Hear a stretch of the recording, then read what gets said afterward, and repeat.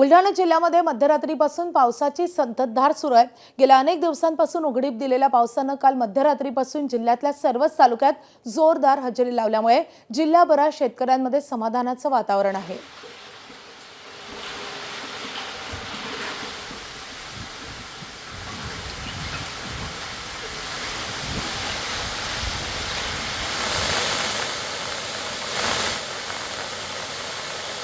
बुलढाणा जिल्ह्यात मध्यरात्रीपासून पावसाची संततधार आपल्याला बघायला मिळत आहे।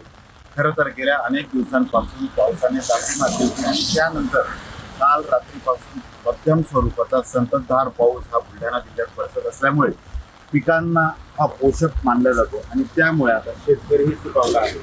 खरं तर बुलढाणा जिल्ह्यात साधारणतः सरासरी 840 मिलीमीटर पर्यंत पाऊस बरसतो। संपूर्ण पावसाळ्यात हा 840 मिलीमीटर पर्यंत पाऊस बरसतो।